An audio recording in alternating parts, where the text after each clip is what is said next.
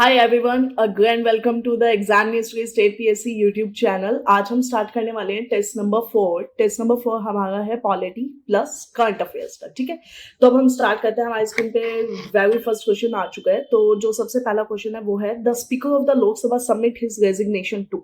तो जो स्पीकर होता है लोकसभा का वो अपना रेजिग्नेशन किसको देते हैं, ये हमने कई बार डिस्कस भी कर लिया है। ठीक है, तो इसका आंसर क्या हो जाएगा? 80 का सी, डेप्टी स्पीकर। स्पीकर किसको देते हैं? डेप्टी को। डेप्टी किसको देते हैं? स्पीकर को। ठीक है, अगर जो जॉइंट सिटिंग होती है, ठीक है, तो जो जॉइंट सिटिंग है पार्लियामेंट की, who presides over the session. तो अगर जॉइंट सिटिंग की जाती है तो प्रिसाइड कौन करता है? देखिए, समन कौन करता है? प्रेसिडेंट। प्रिसाइड कौन करता है? Speaker of the Lok Sabha. ठीक है, फिर उसके बाद में next question, the president of India can proclaim a national emergency. किसके रिटर्न रिकमेंडेशन की जो हमारा प्रेसिडेंट होते हैं वो प्रोक्लेम करते हैं नेशनल इमरजेंसी? सबसे पहले यहाँ पे हमें क्या पता होना चाहिए? Article number 352। ठीक है, 352 आर्टिकल किसका? नेशनल इमरजेंसी का। तो इसका आंसर क्या हो जाएगा? सी। काउंसिल ऑफ जो मिनिस्टर्स होते हैं, ठीक है, वो उनको हेड कौन करते हैं? पीएम। और फिर वो उन्हें बोलते हैं और फिर आगे जाके क्या होता है? प्रोक्लेम की जाती है इमरजेंसी। ठीक है, अब हम चलते हैं नेक्स्ट क्वेश्चन पे। देखिए, अब हमने फंडामेंटल राइट और जो डीपीएसपीज है वो हमने बहुत बार पढ़ लिया अच्छे से। तो आई होप अब आपको कोई डाउट्स नहीं होंगे उसमें। ठीक है, तो उसी में सबसे पहला एक इंपॉर्टेंट क्वेश्चन क्या आता है कि जो फंडामेंटल ड्यूटीज हैं क्या वो जस्टिसेबल होती है इंडियन कोर्ट्स में? देखिए, हमने कई बार डिस्कस किया है कि जो फंडामेंटल ड्यूटीज और फंडामेंटल राइट्स और डीपीएसपी, ये तीन कैटेगरी होती है आपके पास, जिसमें जो फंडामेंटल राइट्स हैं वो क्या होते हैं? इन्फोर्सेबल होते हैं। कहाँ पे? कोर्ट्स में। लेकिन देखा जाए तो जो ड्यूटीज होती हैं और डीपीएसपी होती है, ये दोनों ही इन्फोर्सेबल नहीं होते। ठीक है, तो आपको इस चीज का थोड़ा सा इंपॉर्टेंट इंपॉर्टेंट ध्यान रखना है। तो इसका आंसर क्या हो जाएगा? See, no they are not justiciable. ठीक है, अब क्वेश्चंस बहुत ही इजी हैं, तो मुझे नहीं लगता है कि हमें बहुत ज्यादा टाइम लगने वाला है। ठीक है, तो अब नेक्स्ट क्वेश्चन क्या आ गया कि जो फंडामेंटल ड्यूटीज होती हैं वो सिटीजन को वो डायरेक्ट करती हैं, किस लिए? कि वो एनवायरमेंट को बचाएं, जो हमारे जंगल है, झीलें हैं, नदियां हैं और वाइल्ड लाइफ है, उस सबको बचाएं। ये किस में मेंशन है, मतलब कौन से आर्टिकल में? तो सबसे पहले अगर हम देखें तो जो फंडामेंटल ड्यूटीज होती है वो कौन से आर्टिकल में होती है? 51। ठीक है, आर्टिकल नंबर जो 51 है उसके क्लॉज ए में, क्लॉज ए में सारी ड्यूटीज होती हैं। तो उसके अंदर भी क्लॉज जी जो है वो हमारे किससे रिलेटेड है? इन्वायरमेंट और इन सबसे। ठीक है, तो सबसे इंपॉर्टेंट एक तो थर्ड ड्यूटी बहुत इंपॉर्टेंट है, जो कि किसकी बात करता है? सॉवरेनिटी, यूनिटी एंड इंटेग्रिटी की। ठीक है, तो ये इसलिए थोड़ा सा इंपॉर्टेंट हो जाता है। बाकी आपको जो एक्सप्लेनेशन है वो काफी डेप्थ में मिलेगी, तो आप वहां से भी पढ़ते जा सकते हैं। ठीक है, फिर उसके बाद में कौन सा आर्टिकल जो है कैग की बात करता है? अब हमने ये बहुत ही पॉलिटी के अंदर बहुत ही डिटेल में डिस्कस किया है कि कैग जो है वो इंडियन ऑडिट और जो डिपार्टमेंट होते हैं उसके हेड होते हैं और वो पब्लिक पर्स के भी हेड होते हैं। ठीक है, तो जो हमारे कैग है वो कहाँ से कहाँ से आर्टिकल उनके स्टार्ट होते हैं? 148, आर्टिकल नंबर 148 से उनके आर्टिकल स्टार्ट होते हैं। तो 148 में क्या मेंशन है? कि कैग होते हैं। 149 में क्या मेंशन है? कि उनकी ड्यूटीज क्या क्या है। ठीक है, कि उनकी ड्यूटीज यानी वो क्या क्या काम करते हैं। और फिर उसके बाद में आते हैं आर्टिकल नंबर 50 के अंदर क्या मेंशन है? जो फॉर्म ऑफ अकाउंट्स है। और फिर उसके बाद में आर्टिकल 151 जिसमें ऑडिट का मेंशन है। ठीक है, कि ऑडिट अकाउंट्स। तो अब क्वेश्चन में सिंपल सा पूछा कि जो कैग होता है इंडिया का, उनका क्या होता है? 148 हो जाएगा। ठीक है, फिर चलते हैं हम नेक्स्ट क्वेश्चन पे। जो national commission for schedule caste है, ठीक है, वो कौन से आर्टिकल के तहत है? 338। सिंपल है। एसटी का क्या हो जाएगा? 338 ए। और कोऑपरेटिव सोसाइटीज, सॉरी, वो अदर बैकवर्ड क्लास, ठीक है, उनका क्या हो जाएगा? Clause B. ठीक है, ए, बी और सिंगल वाला। तो 338 का सिंगल एससी, 338 ए एसटी, 338 बी बैकवर्ड क्लास। ठीक है, चलिए नेक्स्ट क्वेश्चन है रिमूवल ऑफ यूपीएससी के मेंबर्स का। अगर हमें रिमूवल करना होता है तो वो कौन से आर्टिकल में है? ठीक है, तो सबसे पहले तो देखिए जो आर्टिकल्स है बहुत ही इंपॉर्टेंट है, जैसे 314 हो गया, 312 हो गया। एक हम 213 बहुत डिस्कस करते हैं, वो किससे रिलेटेड है? 213 आप मुझे कमेंट सेक्शन में बताएंगे, लेकिन उसके कॉन्ट्रेरी मैं एक आर्टिकल आपको बता देती हूँ जो कि क्या है? 123। ठीक है, तो 123 जो क्या है? ऑर्डिनेंस से रिलेटेड है। और इसका आंसर क्या हो जाएगा? 8317 रिमूवल से रिलेटेड है। ठीक है, एससीसी, स्टेट इलेक्शन कमिश्नर को कौन अपॉइंट करते हैं, कौन रिमूव करते हैं? वैसे ही आपके जो इंडिया के मतलब इलेक्शन कमिश्नर ऑफ इंडिया, वो भी इंपॉर्टेंट है। तो इसका आंसर क्या हो जाएगा आपका? गवर्नर अपॉइंट करते हैं। और जो रिमूवल है वो किसके तहत होता है? प्रेसिडेंट के। ठीक है, next question, which body advises the president on allocation of seat for SC and ST Lok Sabha and state assembly? तो जो सीट्स हैं वो कौन एलोकेट करते हैं? आपकी SC and ST of that to Lok Sabha और स्टेट असेंबली। याद होगा आपको, हमने डिस्कस किया था डीलिमिटेशन कमीशन, जो कि आज तक कितनी बार सेटअप हुआ है, ये भी आप मुझे कमेंट सेक्शन में बताएंगे। ठीक है, तो वो थोड़ा सा इंपॉर्टेंट है, एक बार उसे पढ़ लेना। ठीक है, डीलिमिटेशन कमीशन। सुप्रीम कोर्ट का जो एडवाइजरी जुरिस्डिक्शन है वो कौन से आर्टिकल के तहत है? एडवाइजरी जुरिस्डिक्शन पूछ रहे क्वेश्चन, याद होगा आपको हमने क्या याद किया था 143। 131 किसका है? ओरिजिनल जुरिस्डिक्शन का है। ओरिजिनल जुरिस्डिक्शन किसका होता है? सुप्रीम कोर्ट का होता है। इवन हाई कोर्ट का भी होता है। अब हाई कोर्ट का जो ओरिजिनल जुरिस्डिक्शन होता है वो कौन सा कौन सा आर्टिकल में आता है? 226, जो कि रिट को इश्यू करता है। ठीक है, चले हम नेक्स्ट क्वेश्चन पे। ठीक है, तो उससे पहले हमारी स्क्रीन पे एक बार सीधी का जो ब्रोशर है वो है, तो हम देख लेते हैं कि जो हमारी सीधी की टेस्ट सीरीज है उसके ऑलमोस्ट 10 टेस्ट है, जिसमें से हमने 5 टेस्ट फिनिश कर लिया। अब हम 6 टेस्ट की और मूव कर गए हैं, और वो टेस्ट किसका है?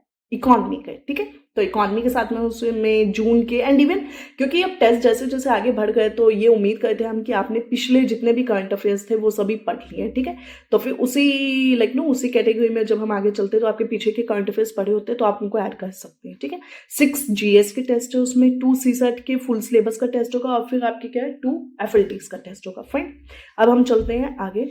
कौन सी जो पावर है वो प्राइम मिनिस्टर की नहीं होती है? एडवाइस करना प्रेसिडेंट को, समन या प्रोरोग करना पार्लियामेंट को, cabinet formation and coordination, and then उसके बाद में क्या आता है? Leading majority. देखिए, समन एंड प्रोरोग ये किसका है? हमने बहुत बार डिस्कस किया, प्रेसिडेंट का। ठीक है, समन सु प्रो, मैंने याद भी किया कि आप दोनों वर्ड्स को कंबाइन कर लीजिए तो वो क्या हो जाएगा? सु प्लस प्रो, ये दोनों किसके हो जाएंगे? आपके प्रेसिडेंट की। ठीक है, तो इसका आंसर क्या हो जाएगा? बोल।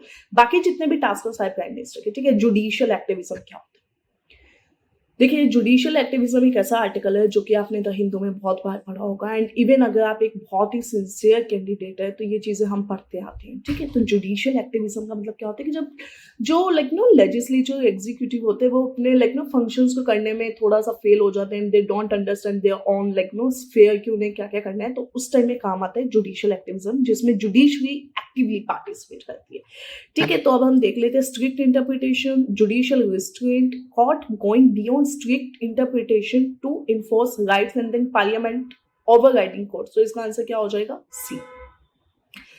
टाइम लिमिट क्या है? अगर इमरजेंसी को हमें क्या करना है मतलब जैसे रेटिफाई करना है। ठीक है, तो टाइम लिमिट क्या है उसका? 1 मंथ है, और ये किसके लिए? नेशनल इमरजेंसी के लिए। ठीक है, आर्टिकल्स पता होनी चाहिए। एक और चीज हम यहाँ पे डिस्कस कर सकते हैं, आर्टिकल नंबर 360 जो कि किससे रिलेटेड है? फाइनेंशियल इमरजेंसी से रिलेटेड है, एंड दैट टू जो फाइनेंशियल इमरजेंसी है वो आज तक इंडिया में एक बार भी नहीं लगी है।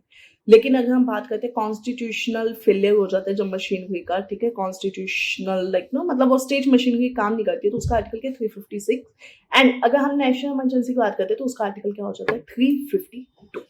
ठीक है, कौन से लॉ के तहत जो सीबीआई है यानी सेंट्रल ब्यूरो ऑफ इन्वेस्टिगेशन है उसको इस्टेब्लिश किया गया? अब देखिए, जैसे आपके सरकार या कमीशन होता है, ठीक है, इंटर स्टेट काउंसिल होती है, या वो जो चीजें हैं तो वो बहुत ही इंपॉर्टेंट है, हमने उन्हें कई बार पढ़ा भी है। ठीक है, तो उस केस में आप क्या कर सकते हैं कि जैसे जो सीबीआई, अब ये फैक्चुअल क्वेश्चन है और इसमें कुछ ज्यादा खास पढ़ने का होगा भी नहीं, तो आप एक बार समझ सकते हैं कि जो डीएसपीई है मतलब दिल्ली स्पेशल पुलिस इन्फोर्समेंट जो है, ठीक है, 1946 का, उसके तहत में सीबीआई हमारा स्टैब्लिश हुआ था। ठीक है, जुडिशियल रिव्यू कौन सा आर्टिकल में आता है? अभी हमने जुडिशियल एक्टिविज्म डिस्कस किया था, और जुडिशियल रिव्यू क्या होता है? जो लेजिस्लेचर एग्जीक्यूटिव के अपने लॉज है, एक्ट्स है, उनको जो फाइनलाइज किया जाता है, मतलब अगर वो कॉन्स्टिट्यूशन के साथ खिलवाड़ करते हैं, उसका ब्रिज करते हैं, तो उसके लिए क्या होता है? जुडिशियल रिव्यू होता है। ठीक है, और जो जुडिशियल रिव्यू होता है उसका आर्टिकल क्या होता है? Article number 13। कौन सा होता है? Article number 13। हम बाकी भी एक बार आर्टिकल्स देख लेते हैं। 32 बहुत इंपॉर्टेंट है, किसका होता है? सुप्रीम कोर्ट का रिट जुरिस्डिक्शंस होता है। ठीक है, और 368 किसका होता है? जब हम कॉन्स्टिट्यूशन को अमेंड करते हैं। हमने जो कॉन्स्टिट्यूशन अमेंडमेंट है, ठीक है, उसका प्रोसीजर कहाँ से लिया? साउथ अफ्रीका से। ठीक है, और ये मैंने कई बार बताया भी आपको क्लास में, तो ये थोड़ा सा इंपॉर्टेंट हो जाता है। आर्टिकल 75 काफी जेनरिक है, काउंसिल ऑफ मिनिस्टर जो है वो एड करते हैं किसको? प्रेसिडेंट को। हेडिंग कौन करता है उनकी? Prime minister. ठीक है, आर्टिकल 74, 75 ये थोड़े इंपॉर्टेंट आर्टिकल्स हैं, यू शुड नो दैट। ठीक है, कौन सा केस है? पीआईएल। पहले तो पीआईएल की फुल फॉर्म क्या होती है? Public interest litigation. अब ये जो है ये कौन से कौन सा जो अपना क्या बोल सकते हैं कि कौन सा केस या जजमेंट था जिससे ये उठा था? तो वो क्या हो जाएगा आपका? हुसैन आगा खातून वर्सेस स्टेट ऑफ बिहार, जिसके अंदर थोड़ा सा मैटर टीचर्स का और थोड़ा सा एक जेनरिक मैटर था, तो उससे ये पीआईएल वाला कॉन्सेप्ट जो है वो क्या हुआ था? ओरिजिनेट हुआ था। ठीक, फिर हम चलते हैं आगे। Under which article does the president have power to grant pardon, respite, remission? अब ये आप बहुत अच्छे से समझ गए होंगे कि जो रिस्पाइट, पार्डन और रिप्राइव और रेमिशन है किससे रिलेटेड है? सबसे पहले तो सारी के क्लीमेंसी पावर्स है। क्लीमेंसी पावर का मतलब क्या होता है कि जैसे फॉर एग्जांपल कि किसी ने कुछ गलत काम किया, ठीक है, मतलब someone is like no culprit है वो, ठीक है, तो जो विक्टिम है उसे न्याय चाहिएगा, तो उसके लिए कुछ पार्डन पावर भी दी गई है कि अगर मतलब मान लेते, कई बार क्या होता है मतलब बहुत ही घिनौना लाइक नो एक बहुत ही वायलेंट या बहुत ही ज्यादा हीनियस क्राइम नहीं है, तो उस केस में क्या थोड़ा सा पार्डन किया जा सकता है, ठीक है। तो उसमें क्या गवर्नर की और प्रेसिडेंट की अपनी अपनी क्या दी हुई है, पार्स दी गई हुई है, ठीक है। तो उसमें क्या जो प्रेसिडेंट है उनका आर्टिकल होता है 72 और जो आपके गवर्नर होते हैं उनका आर्टिकल क्या होता है 161। तो 161 और 72 में क्या दी गई है, पावर्स दी गई है, तो इसका आंसर क्या हो जाएगा, बोर्ड। उसमें भी आप ये याद रख सकते हैं जो डेथ वाली पार्डन पावर है ना, डेथ वाली, ठीक है, डेथ वाली, डेथ को मतलब जैसे हम बोल सकते हैं ना कि उसको माफ नहीं कर सकते गवर्नर, ठीक है, जैसे मार्शल लॉ को नहीं कर सकते। तो ये थोड़ा इंपॉर्टेंट है और ये अब आपको चीजें इजी भी लग रही होंगी क्योंकि अब मैंने देखा है, क्योंकि हमने कई जगह लगभग सिद्धि में या PYQ डिस्कशन में इन चीजों को अच्छे से कवर कर लिया, तो आई डोंट थिंक कि अब कोई बहुत ज्यादा इश्यूज होंगे आपको, ठीक है। राइट टू लाइफ और लिबर्टी, पर्सनल लिबर्टी जो होती है, ठीक है, वो किसके तहत अपनों को जो है वो ग्रांट की जाती है, तो वो आपका क्या हो जाएगा, आर्टिकल नंबर 21। आर्टिकल 21 में अभी हमने एक और चीज देखी थी पीछे, right to privacy. Right to privacy जो है वो कौन सी जजमेंट से आया, पुट्टास्वामी जजमेंट, बहुत ही इंपॉर्टेंट है, आपको याद रखना है, ठीक है। प्रेसिडेंट जो है वो एक ऑर्डिनेंस ला सकते हैं। देखिए अब चीजें रिपीट होने लगी है, अभी मैंने बताया था किससे लाते हैं, 123 से, लेकिन जो गवर्नर होते हैं उनका आर्टिकल क्या होता है, 213, ठीक है। तो ये चीज आप थोड़ा सा ध्यान रखें, ठीक है। 123, 213, 143 किसका था, एडवाइजरी जुरिसडिक्शन का था। 131 किसका था, ओरिजिनल जुरिसडिक्शन किसका, सुप्रीम कोर्ट का, ठीक है। अब मुझे लगता है चीजें क्लियर हो गई होंगी, ठीक है। और फिर उसके बाद में हमने 352, 56, 360 वो तीनों आर्टिकल भी हमने अच्छे से देखनी है, तो अब आपको बिल्कुल भी भूलना नहीं है, ऑलराइट। चलिए उसके बाद हम चलते हैं, president speaker can be removed by, अब जो स्पीकर होता है, ठीक है, स्पीकर को कैसे रिमूव किया जाता है, तो स्पीकर का जो होता है वो क्या होती है, इफेक्टिव मेजोरिटी होती है, तो 2/3 मेजोरिटी जो लोकसभा की होती है उससे स्पीकर को क्या है, रिमूव किया जाता है। ऑप्शन नंबर बी हो जाएगा उसका correct answer. Which of the following constitution amendments are related to fundamental duties, fundamental duties से आपकी कौन कौन से जो लाइक नो अमेंडमेंट आर्टिकल्स हैं और जो अमेंडमेंट्स है कॉन्स्टिट्यूशन के वो रिलेटेड है। तो उसमें सबसे पहले आपके आते हैं क्या, 42। अब 42 किससे रिलेटेड है, वैसे 42 को क्या बोला जाता है, मैंने कई बार बताया भी है, मिनी कॉन्स्टिट्यूशन, क्या बोला जाता है, मिनी कॉन्स्टिट्यूशन। और 44 किससे रिलेटेड है आपके, 44 से क्या हुआ था, बहुत इंपॉर्टेंट काम किया गया था, राइट टू प्रॉपर्टी, ठीक है, राइट टू प्रॉपर्टी को क्या है, हटाया गया था, तो दैट इज इंपॉर्टेंट, राइट।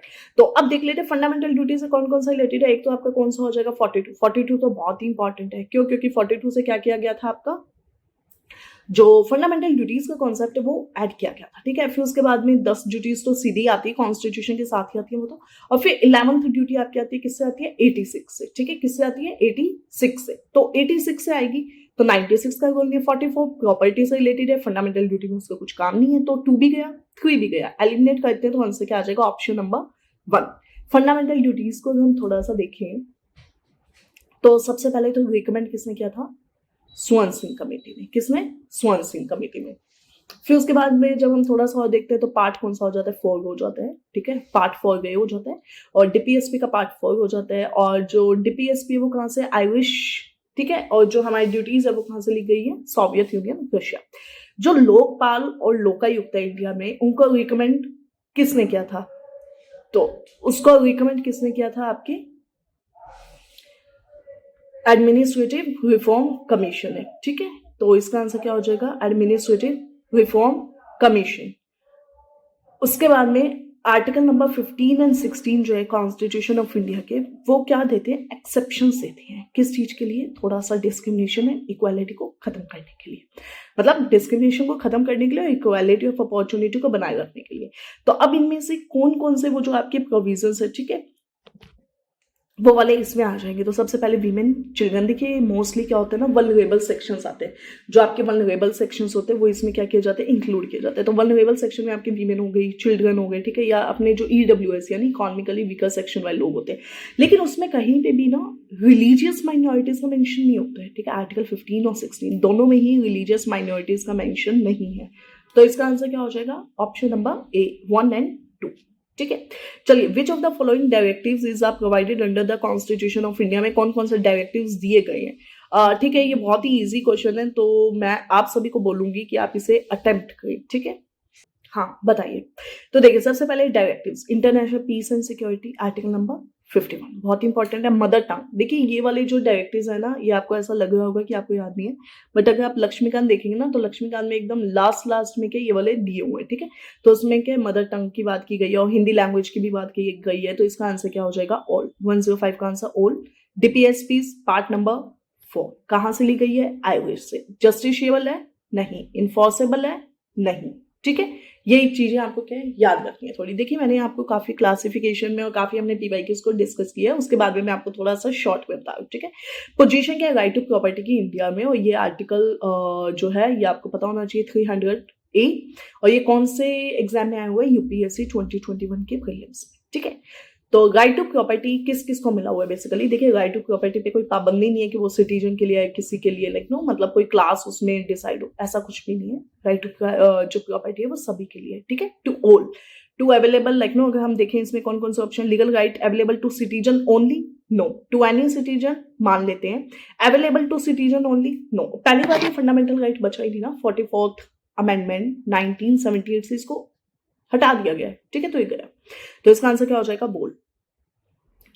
चलिए हम चलते हैं नेक्स्ट क्वेश्चन पे। Consider the following statements with reference to the supreme court of India, ठीक है। सुप्रीम कोर्ट ऑफ इंडिया को लेकर आपको इसको डिस्कस करना है, ठीक है। So just wait, let me have my like no pen, ठीक है। उसके बाद में क्या हो जाएगा? सबसे पहले it succeeded the federal court of India and then then established under the government of India Act 1935, ठीक है। Only the parliament can increase the strength. देखिए सबसे पहले तो जो सुप्रीम कोर्ट के अंदर स्ट्रेंथ होती है ना, वो सिर्फ आपका कौन इंक्रीज कर सकते हैं? पार्लियामेंट, ठीक है। The very first important thing.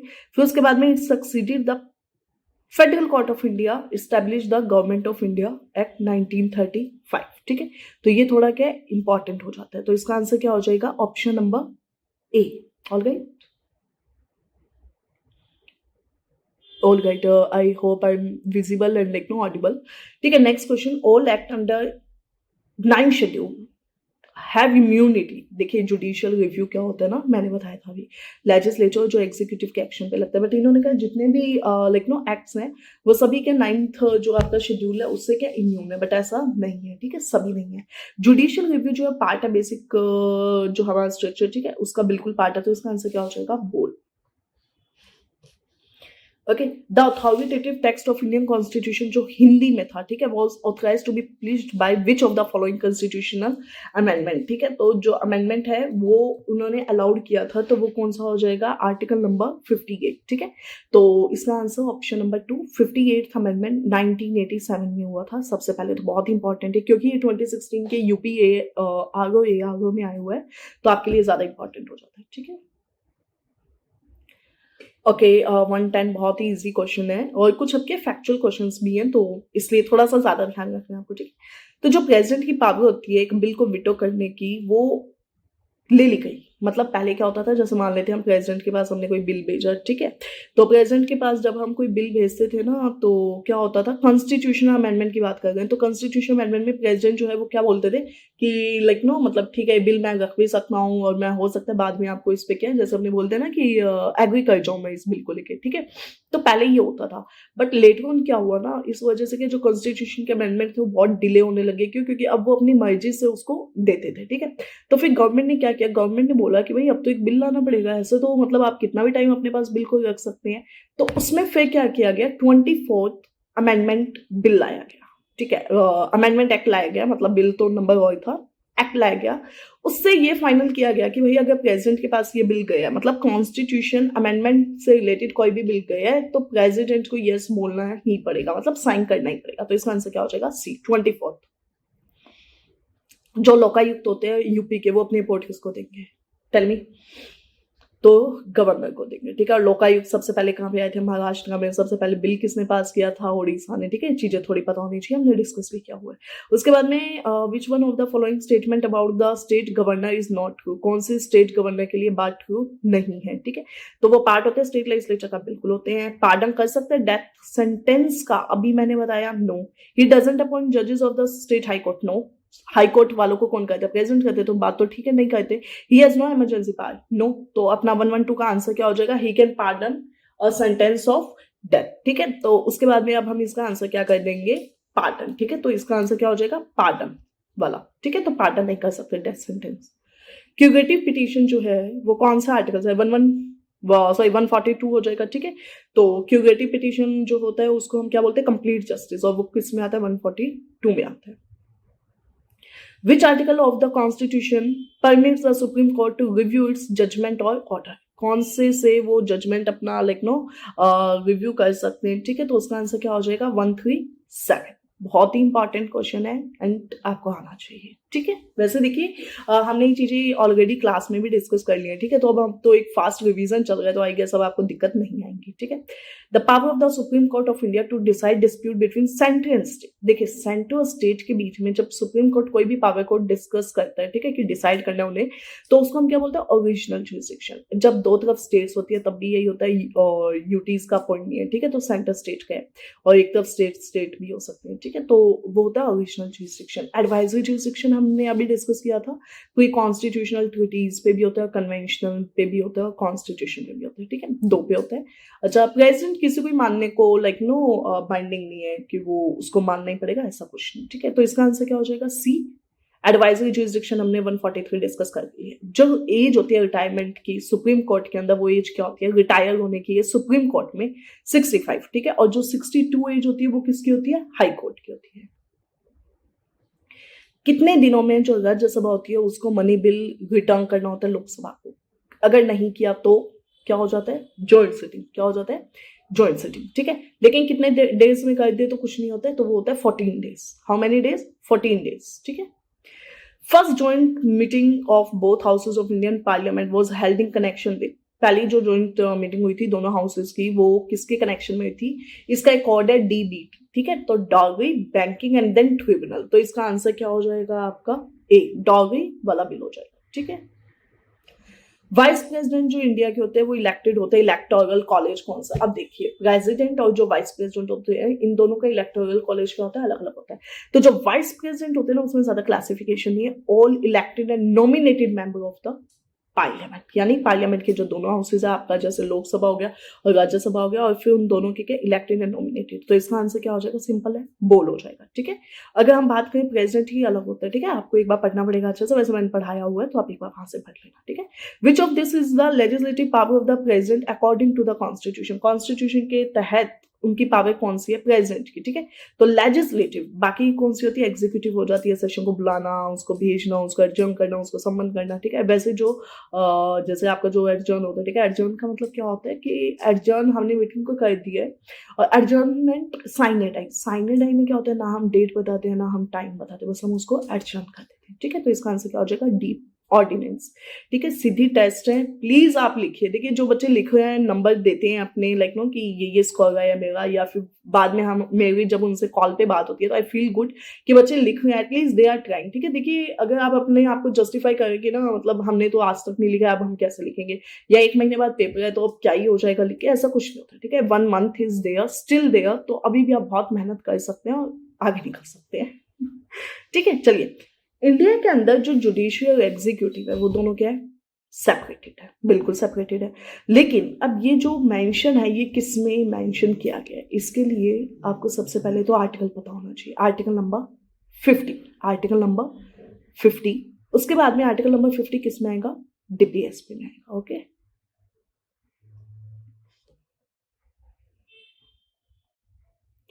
ठीक है, उसके बाद में अंडर द प्रिवेंटिव डिटेंशन एक जो पर्सन है उसको डिटेन किया गया है, लेकिन कितने तक, मतलब विदाउट ट्रायल फॉर कितने तक उन्हें डिटेन किया जा सकता है, तो वो क्या होता है, 3 मंथ्स का टाइम होता है, ठीक है।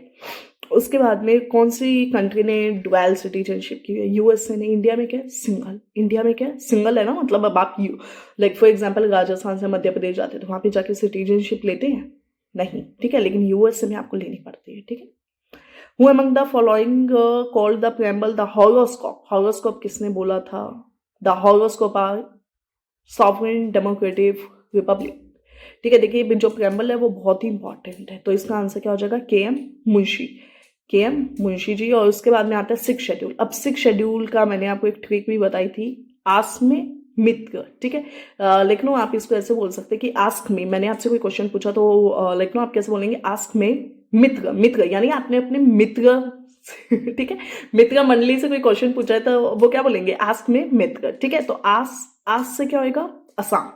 देखिए अब क्वेश्चन में क्या करेंगे, जो 6 शेड्यूल है वो किसके वाले से डील करता है, ठीक है। तो अब देखिए अब ये ट्रिक काम कर सकती है, बट अब आपको थोड़ा दिमाग लगाना पड़ेगा। आस्क में तो मे से मेघालय, ए से असम, मित्र, मित्र से मी से मिजोरम हो जाएगा, त्रि से त्रिपुरा हो जाएगा। तो इसका आंसर क्या हो जाएगा, बोल हो जाएगा, सिंपल। बट इसमें 4 होते हैं, असम भी होगा इसमें, ठीक है। कॉन्स्टिट्यूशन जो है इंडिया का कब अडॉप्ट किया गया था, अब देखिए यहाँ पे आपको प्रेम्बल की कहानी याद होनी चाहिए। Hereby we adopt enact our constitution on 26 November 1949, ठीक है, 26 नवंबर 1949। तो इसका आंसर क्या हो जाएगा अपना, बोल, ठीक है। Who give the idea of constituent assembly firstly for the formation of constitution for India, किसने सबसे पहली बार लाइक नो जैसे बोला था कि जो हमारा कॉन्स्टिट्यूशन है वो होना चाहिए या एक असेंबली भी उसके लिए होनी चाहिए, ठीक है। तो वो कौन थी, स्वराज पार्टी, ठीक है, okay. Which of the following statement is a true in relation to constituent assembly, constituent assembly को लेके कौन सी जो एक स्टेटमेंट है वो बिल्कुल सही है। असेंबली जो थी वो एडल्ट सफरेज पे थी, ऐसा था, बिल्कुल नहीं था। असेंबली जो थी डायरेक्ट इलेक्शन, ऐसा नहीं है, इनडायरेक्ट इलेक्शन भी थे, ठीक है। तो अब आपका क्या है, इसमें क्या पूछा गया, ट्रू पूछा गया, ठीक है। तो पहला दूसरा तो गया, ठीक है। अभी हम चलते हैं आगे। असेंबली जो है मल्टी पार्टी बॉडी थी, बिल्कुल, पार्टीज तो बहुत सारी थी, और वर्कड थ्रू वेरियस कमिटीज, बिल्कुल। फंडामेंटल राइट की अपनी एक कमेटी थी, ठीक है। माइनर कमिटीज थी, मेजर कमेटी थी, ड्राफ्टिंग कमेटी थी, स्टीयरिंग कमेटी थी, like there were so many committees थी, ठीक है। तो इसका आंसर क्या हो जाएगा, option number C, first and second क्या हो जाएगा, गलत हो जाएगा, ठीक है। ग्रेशम सखी योजना जो है, ठीक है, वो कौन सी जो गवर्नमेंट है, ठीक है, उन्होंने क्या लॉन्च की है, ठीक है। तो इसका आंसर क्या हो जाएगा आपका, उत्तर प्रदेश। किसने की है, उत्तर प्रदेश ने की है। All right, just wait.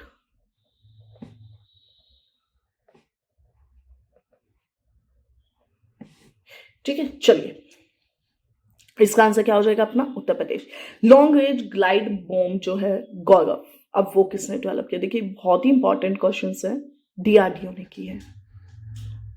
Zero poverty, P for policy, देखिए थोड़ा सा स्मार्ट होना पड़ेगा, किसके, आंध्र प्रदेश का, उत्तर प्रदेश मत लगा देना, ठीक है। वहां पे भी ऐसे क्वेश्चंस आएंगे, तभी मैंने ये ऐसे क्वेश्चंस थोड़े से डाले हैं, ठीक है। उसके बाद में गाजियाबाद म्युनिसिपल कॉर्पोरेशन जो है वो फर्स्ट हो गया इंडिया में क्या इशू करने के लिए, ग्रीन म्युनिसिपल बोर्ड। अब ये किसके अंडर है, ये तो जो आपका ये वाला स्वच्छ भारत मिशन है, ठीक है। तो इसका आंसर क्या हो जाएगा, ऑप्शन नंबर बी, ओके, या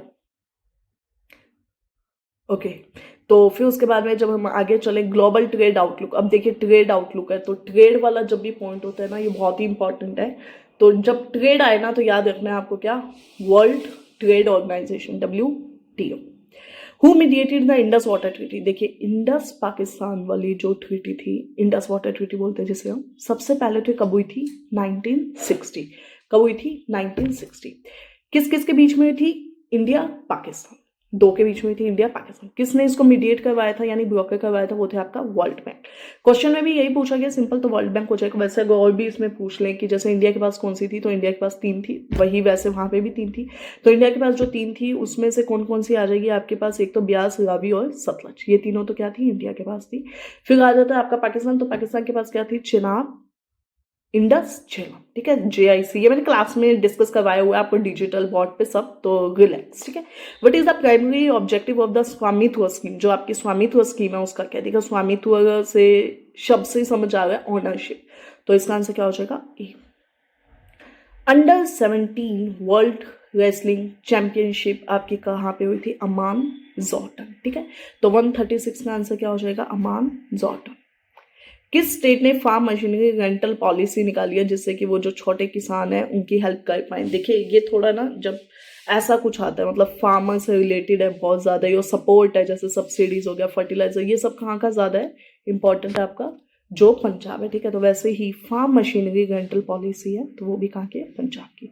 नाविक क्या है, ये तो इंडिया का अपना लाइक नो जो रीजनल सिस्टम है वो है। तो satellite navigation system, smartphone, mission to Mars, Indian cuisine, नहीं, इसका आंसर क्या हो जाएगा, स्मार्ट नेविगेशन सिस्टम, ठीक है। Okay, now let us solve the next question. The question is, what is the theme of our day 2025 that is celebrated on April 2020? ठीक है 22। सो इसमें आपको 4 थीम्स दी गई है। अगेन आई वुड से जो factual questions है उसमें हमें थोड़ा ये ध्यान रखना होगा कि जो क्वेश्चंस हैं हम उन्हें याद रख के जाए। मतलब ये क्वेश्चंस ऐसे हैं जिनको आपको अटेम्प्ट करते टाइम भी थोड़ा सोचना है। मतलब आप ऐसे ही अटेम्प्ट भी नहीं करने वाले इन्हें, और वहाँ पे भी आप बेटर होगा स्किप कर दे इन केस आपको ये क्वेश्चन नहीं आता है। ठीक है, तो इसमें 4 ऑप्शन है, climate action, our planet, our planet, green future ahead, protect our oceans. ठीक है, तो इसका आंसर क्या हो जाएगा? Option number B. ठीक है, चलते हैं हम नेक्स्ट क्वेश्चन पे। What is the voice of Kinnaur initiative, जो कि हिमाचल प्रदेश का एक इनिशिएटिव है जिसका नाम है वॉइस ऑफ किन्नौर। ठीक है, तो ये क्या, ये कम्युनिटी का रेडियो स्टेशन टाइप का इनिशिएटिव है। ठीक है, अब क्वेश्चन ऐसे भी आ सकता है कि जो वॉइस ऑफ किन्नौर न्यूज में था वो कौन से स्टेट का इनिशिएटिव है, तो किसका है? हिमाचल प्रदेश। ये पूछ सकते हैं कम्युनिटी रेडियो स्टेशन का एक प्रोग्राम न्यूज में था जो कि हिमाचल प्रदेश का, तो उसका एक्चुअल में नेम क्या? Voice of Kinnaur. ठीक है, किसी भी वे में आए आपको थोड़ा सा उस वे में अपनी प्रिपरेशन को टेस्ट करते रहना है। ठीक है, the next question is what was the theme of international day of yoga IDY 2025। ठीक है, तो क्वेश्चन में क्या पूछा गया कि इसका थीम क्या था? अगेन 4 ऑप्शंस आ दिया और इसका आंसर क्या हो जाएगा? Yoga for one earth one health. मतलब वन अर्थ का मतलब कि वासुदेव कुटुंबकम वाला जो कॉन्सेप्ट है, वन हेल्थ मतलब कि एक हेल्थ, यानी we have to take care of our health. Next question, which scheme did the Indian government launch to boost the electronic manufacturing. Electronic की मैन्युफैक्चरिंग के लिए जो गवर्नमेंट है उसने कौन सी स्कीम चलाई है? तो उसका नाम क्या है? PLI। अब PLI जो स्कीम है, ठीक है, वो किस पे फोकस करती है? Product linked incentive. मतलब गवर्नमेंट क्या होती है, जब आप प्रोडक्ट का सप्लाई बढ़ा देते हैं, मैन्युफैक्चर बढ़ा देते हैं, तो वो पर गुड के हिसाब से आपको इंसेंटिव देती है। ठीक है, तो ये वाली जो गवर्नमेंट है, गवर्नमेंट ने ये इलेक्ट्रॉनिक्स मैन्युफैक्चरिंग के लिए स्कीम चलाई है। ठीक है, तो इसका आंसर क्या हो जाएगा? Option number C, PLI scheme for electronics. मैंने आपको फुल फॉर्म भी बता दिया। ठीक है, चलिए नेक्स्ट क्वेश्चन पे। INS Tarini global circum navigation expedition is named. ठीक है, इसको नेम किसके मतलब किस वे में किया गया है?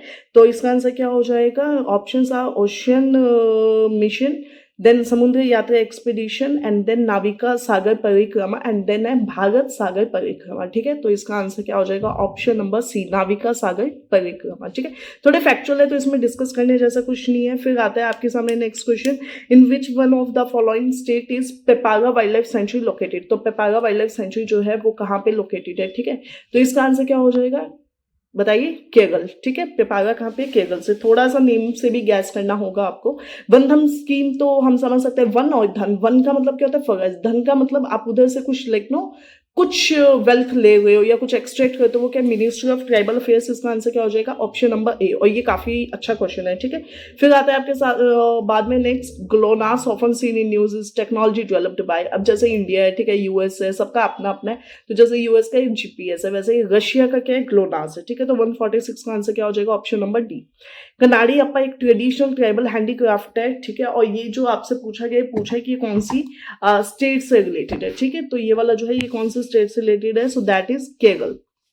ओके, कनाड़ी अप्पा कहाँ से है? केरल से है। अभी रिसेंटली जो IMF के मैनेजिंग डायरेक्टर्स एडवाइजरी काउंसिल है, ठीक है, तो उसके जो आपके जो हेड है या चीफ है, उनको किसको अपॉइंट किया गया?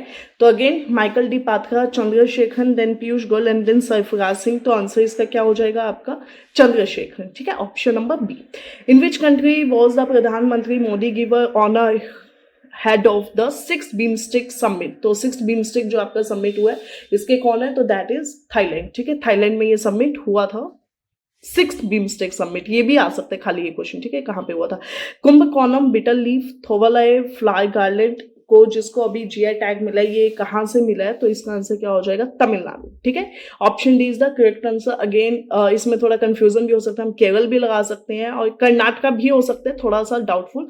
अगेन आई वुड से, क्योंकि फैक्चुअल क्वेश्चन है और थोड़े न्यूज में रहे हुए GI टैग तो बहुत ही इंपॉर्टेंट है, तो इसका आंसर क्या हो जाएगा? Option number D, Tamil Nadu. ठीक है, तो इसका आप थोड़ा सा ध्यान रखेंगे क्वेश्चन को सॉल्व करते टाइम। ओके, एंड फिर उसके बाद में हमारा जो टेलीग्राम चैनल है उसको आप ज्वाइन कर सकते हैं, एग्जामिनेशन स्टेट PSC। वहां पे आपको सारा कंटेंट और सब कुछ मिल जाएगा अपलोड हुआ, आपको जाके सिर्फ देखना है। ठीक है, वहां से आप वीडियोस को देख सकते हैं, PDFs को डाउनलोड कर सकते हैं, जो भी आपका इंपॉर्टेंट कंटेंट आपको जिस हिसाब से चाहिए, you can go and watch there. In case आपको कोई भी डाउट्स आते हैं तो हमारी जो एग्जामिनेशन का स्टेट PSC का यूट्यूब चैनल है, वहां पे जाके कमेंट भी कर सकते हैं। ठीक है, will definitely reply. And then Siddhi का जो UPPSC का प्रीलिम्स टेस्ट सीरीज है उसके अंदर 10 टेस्ट थे, जो कि अब अब तो बहुत कम हो गए हैं, अब सिर्फ 5 test are more to go. ठीक है, तो टेस्ट 6 अब हाल फिलहाल में होने वाले हैं, तो वो भी आप लिख सकते हैं। उसके बाद में 2 FLT और 2 CSET के फुल टेस्ट है, तो आप वो भी लिख सकते हैं। Wishing you all the best. और आप आके जयपुर के ऑनलाइन सेंटर में भी, ऑफलाइन सेंटर में भी, कहीं से भी, मतलब ऑनलाइन आप लिख सकते हैं, नहीं तो ऑफलाइन भी आप आके लिख सकते हैं। अगर आप ऑफलाइन लिखना चाहते हैं, क्योंकि बच्चे लिख रहे हैं, तो आप भी आ सकते हैं। ठीक है, वहां पे हम हैं, तो आप अपने डाउट्स एंड ऑल कुछ भी आके पूछ सकते हैं हमसे। ठीक है, so take care, have a great day and keep studying. So thanks a lot for joining the session and I hope you people are loving our content and will share definitely. Okay, so yeah, take care, have a great day.